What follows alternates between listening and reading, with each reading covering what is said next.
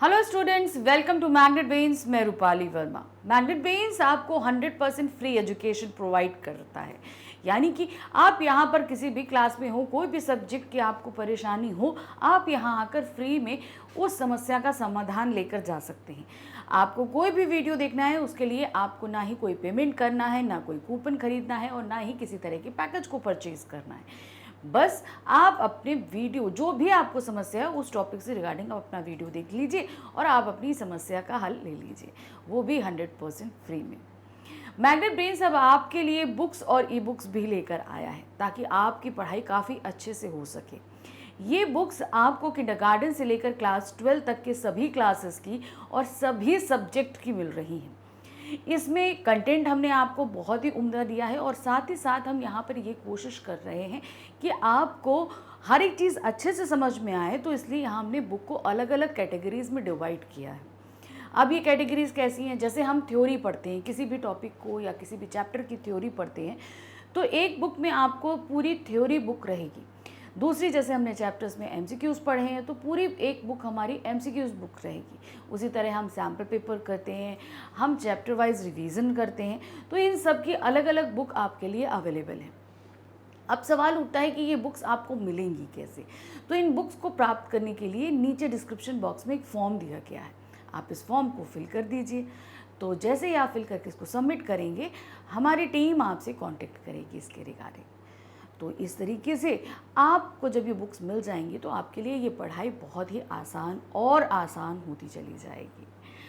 तो आते हैं आज के वीडियो पे। जैसे आप मेरे पीछे देख रहे हैं कि हम आज मैग्नेट ब्रेन टेस्ट पेपर आपके लिए लेकर आए हैं।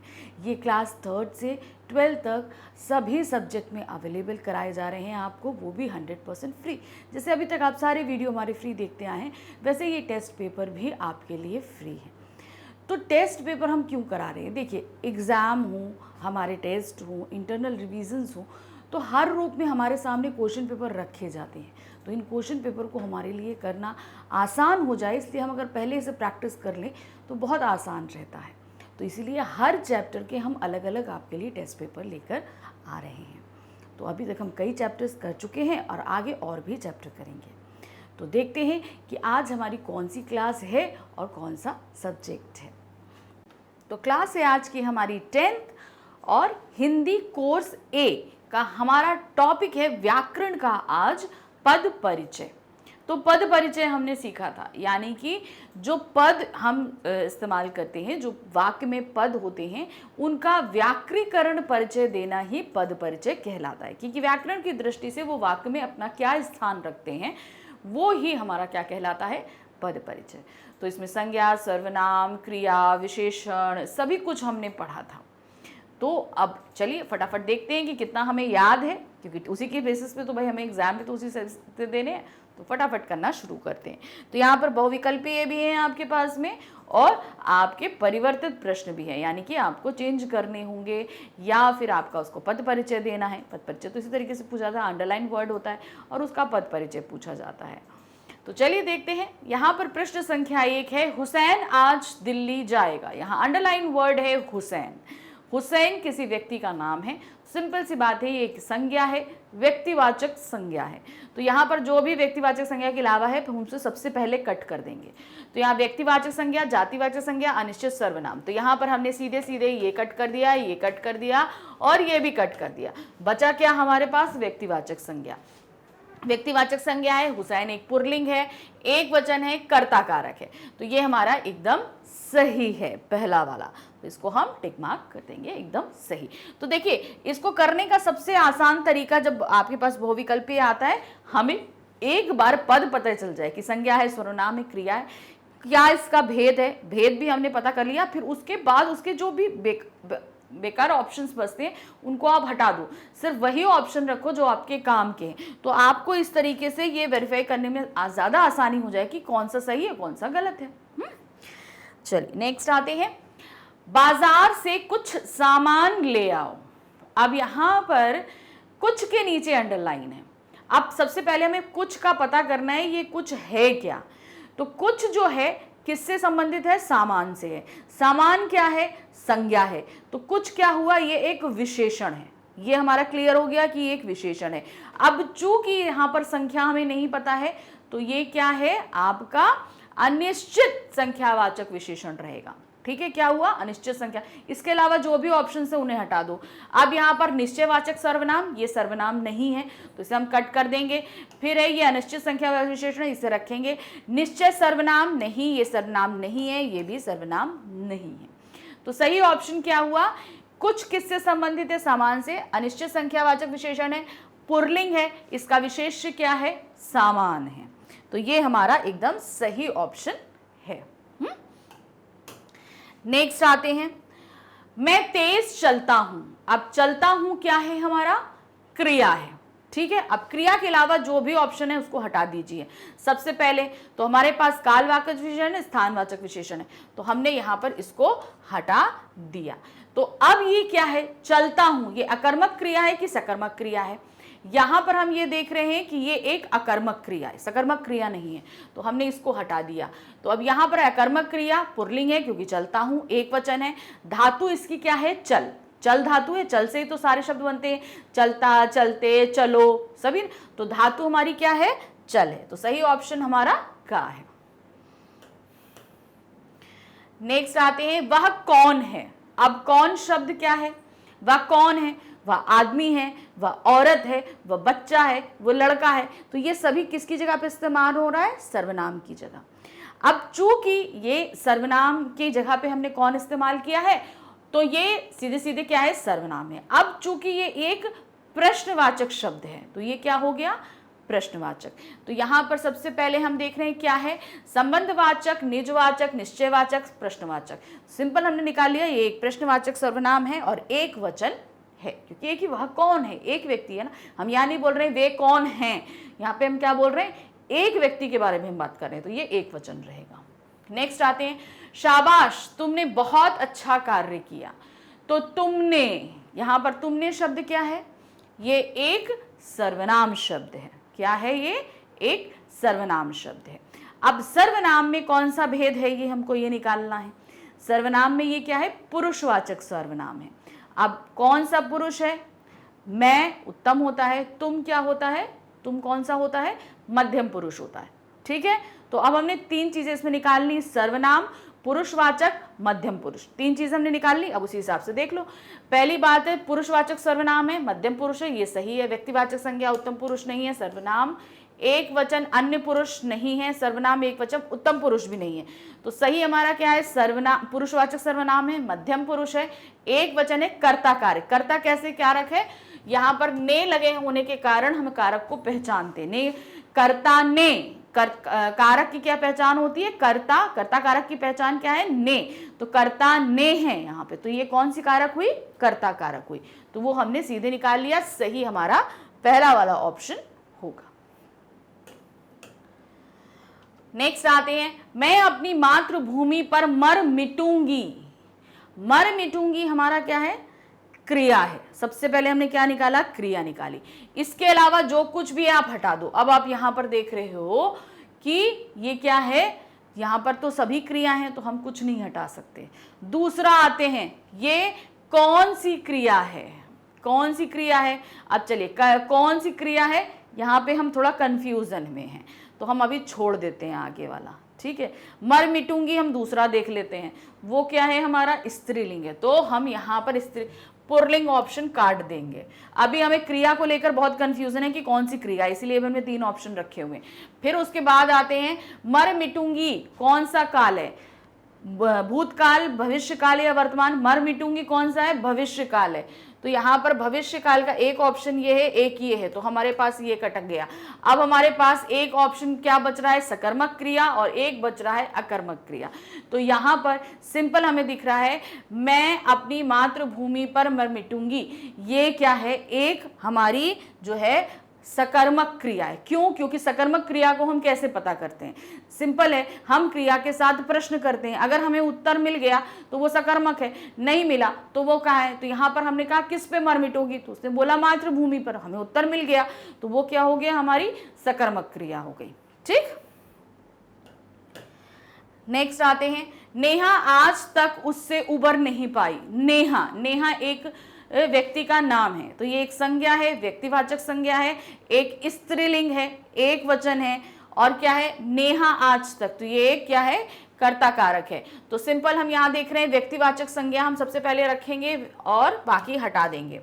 दूसरा क्या है, स्त्रीलिंग है, दोनों में स्त्रीलिंग है, एक वचन है, एक वचन है। उत्तम पुरुष, उत्तम पुरुष किस में होता है, सर्वनाम में होता है, ये कर्ता कारक सही है, यानी कि गा है, हमारा सही ऑप्शन है गा। बहुत तरीके से आपको कंफ्यूज किया जाएगा क्वेश्चंस में, जैसे आपके को यहाँ उत्तम पुरुष, लेकिन उत्तम पुरुष किसकी पहचान है, वो तो पुरुषवाचक सर्वनाम का भेद है, लेकिन यहाँ हम बात किसकी कर रहे हैं, संज्ञा की कर रहे हैं, तो वहाँ सर्वनाम का तो कोई मतलब ही नहीं है ना। तो सही हमारा क्या है, गा वाला। नेक्स्ट आते हैं, अब हम क्या करें, मरते दम तक ना यह शहनाई छूटेगी ना काशी। हम शब्द, हम क्या है, हम एक सर्वनाम शब्द है, ठीक है, और हम क्या होता है, ये एक पुरुषवाचक सर्वनाम है।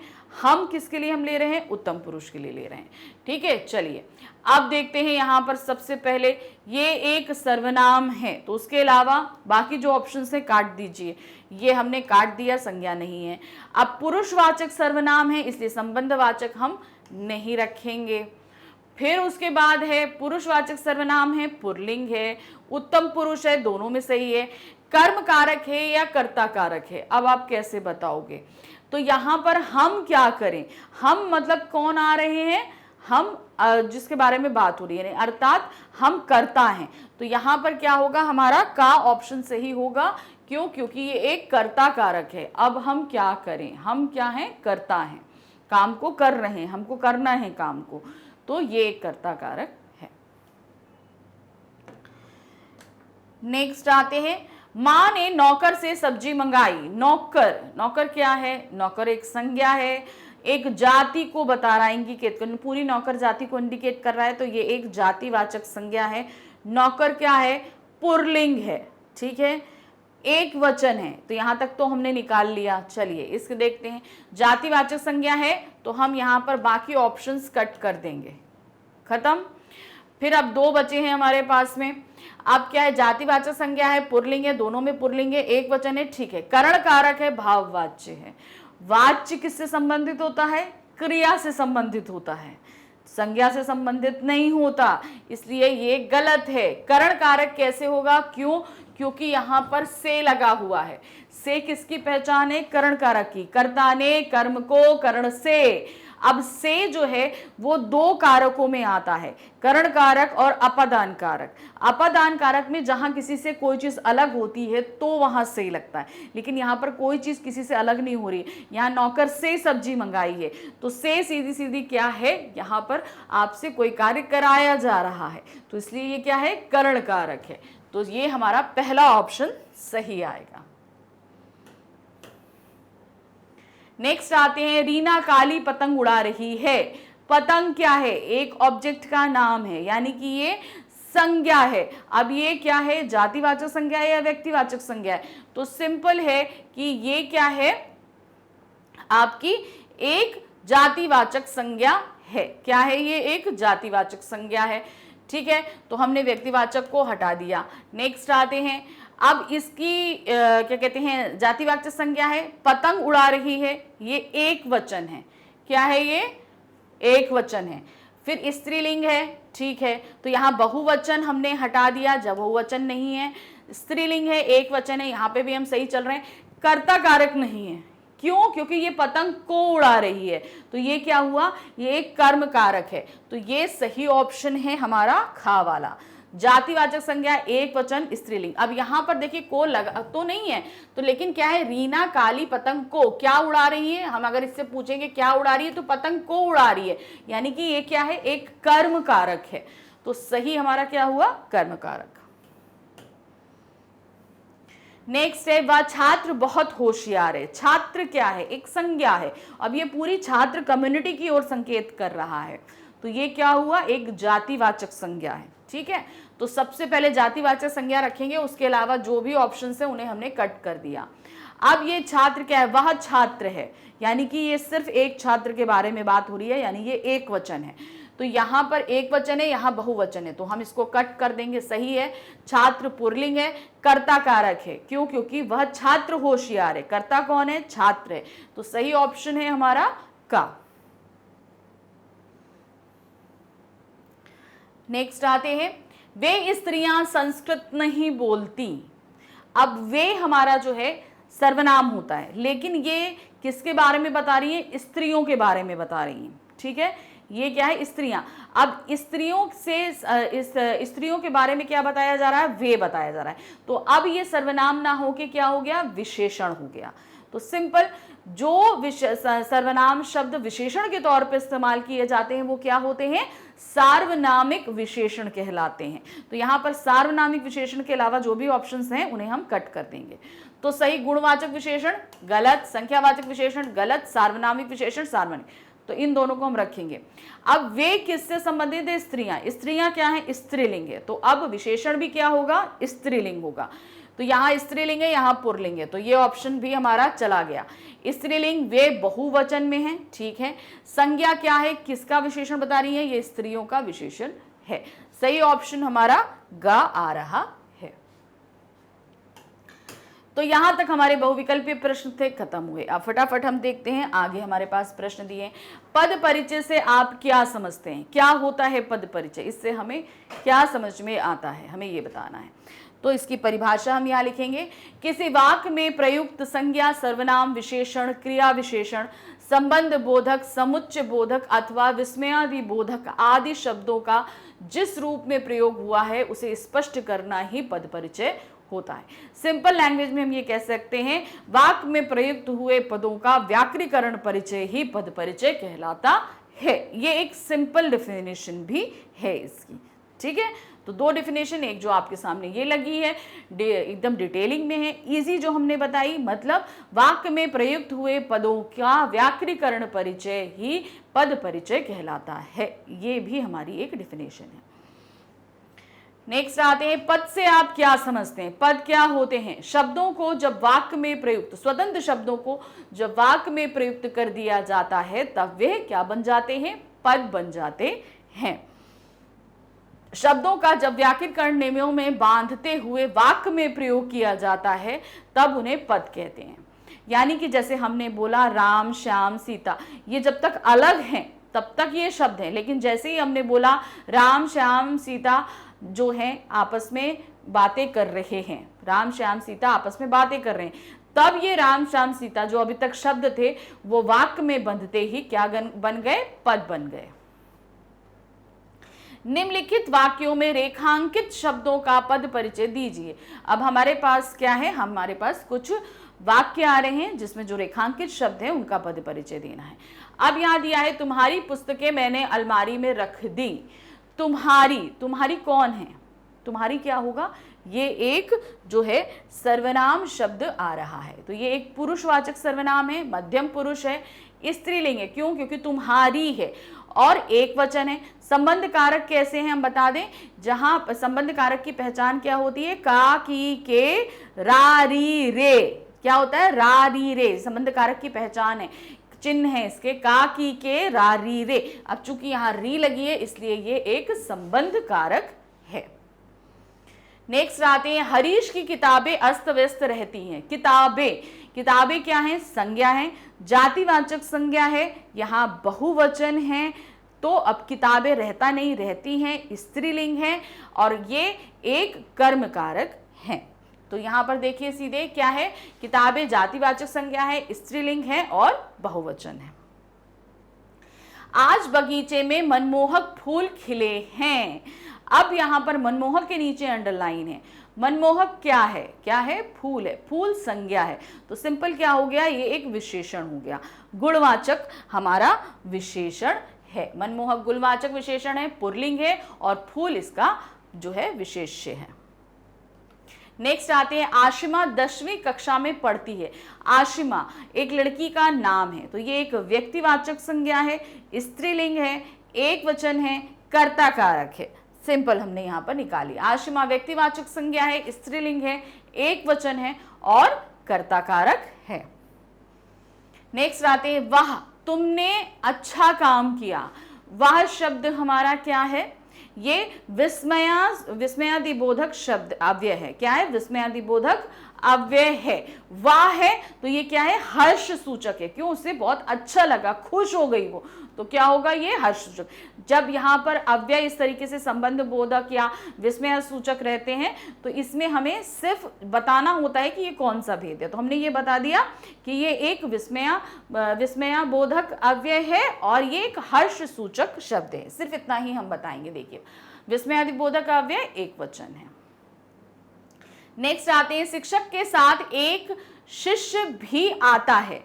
अब एक किससे संबंधित है, शिष्य से संबंधित है। शिष्य क्या है, संज्ञा है, तो एक क्या हो गया, विशेषण हो गया। अब चूंकि ये संख्या बता रहा है, नंबर्स बता रहा है, तो ये क्या हो गया, संख्यावाचक विशेषण हो गया। ठीक है, एक है तो एक वचन है, शिष्य है पुल्लिंग है और इसका विशेष्य हमारा क्या है, शिष्य। तो देखिए यहाँ पर संख्यावाचक विशेषण है, पुल्लिंग है, शिष्य इसका विशेष्य है। तुम किस कक्षा में पढ़ते हो, क्या दिया है, तुम किस कक्षा में पढ़ते हो। तुम शब्द क्या है, सर्वनाम है। तुम क्या आ रहा है, एक सर्वनाम शब्द है। अब सर्वनाम का कौन सा भेद आ रहा है, ये पुरुषवाचक सर्वनाम है। अब और पुरुषवाचक के भी 3 भेद होते हैं, तो उसमें कौन सा भेद आया, ये मध्यम पुरुष है। तो सर्वनाम है, पुरुषवाचक सर्वनाम मध्यम पुरुष। किस कक्षा में पढ़ते हो, तो क्रिया से हमें ये पता चल गया कि ये पुल्लिंग है और एक वचन है। और कौन है, ये कर्ता कारक है। सिंपल ये देखिए, तुम पुरुषवाचक सर्वनाम है, मध्यम पुरुष है, पुल्लिंग है, एक वचन है। चूंकि उसी के बारे में बात हो रही है इसलिए वो एक कर्ता कारक भी है।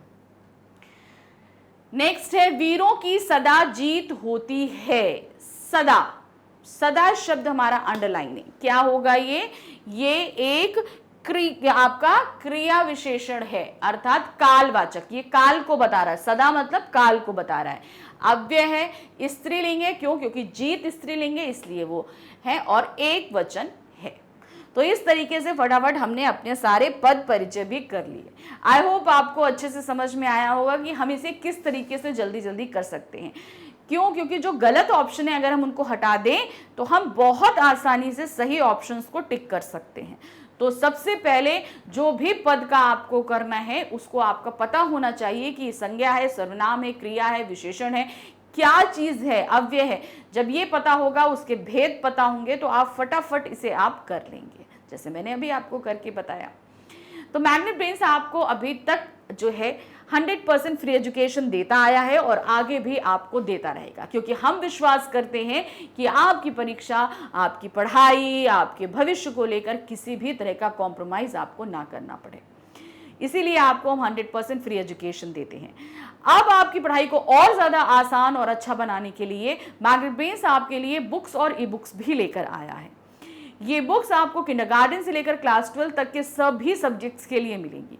इसमें कंटेंट हम बहुत ही अच्छा आपको दे रहे हैं और साथ ही साथ इसको हमने आपकी सुविधा के लिए अलग अलग कैटेगरीज में डिवाइड किया है। कैसी कैटेगरीज हैं, जैसे देखिए हम थ्योरी पढ़ते हैं तो हमने एक बुक आपके लिए थ्योरी बुक दी है। दूसरी बुक आपको, जैसे हम एक्सरसाइज करते हैं तो एक्सरसाइज जितनी भी आपकी एनसीईआरटी सॉल्यूशन से एक्सरसाइज है तो वो एक आपकी एनसीईआरटी सॉल्यूशन की बुकलेट हो गई, तो उसमें एमसीक्यूज बुक हो गई, कंप्लीट चैप्टर रिवीजन बुक हो गई, सैम्पल पेपर सॉल्यूशन बुक हो गई। तो इस तरीके से अलग अलग कैटेगरीज की बुक हमने आपके लिए तैयार करी है। अब सवाल उठता है कि ये बुक्स आपको मिलेंगी कैसे। नीचे डिस्क्रिप्शन बॉक्स में एक फॉर्म दिया गया है, आपको उसे फिल करना है, फिल करके सबमिट करना है। आपके सबमिट करने के बाद हमारा टीम मेंबर आपसे कांटेक्ट करेगा, फिर आप इसको प्राप्त कर सकते हैं। तो इस तरीके से जल्दी से बुक प्राप्त करिए और अच्छे से अपनी पढ़ाई को और अच्छा करिए, क्योंकि आप एग्ज़ाम और टेस्ट के लिए भाई पूरा साल ही चलते रहते हैं, तो तैयारी करते रहना चाहिए। ठीक है, आगे और भी वीडियोस आएंगे आपके एग्ज़ाम टेस्ट रिलेटेड, तो उनको देखते रहिएगा। Thank you for watching, bye bye.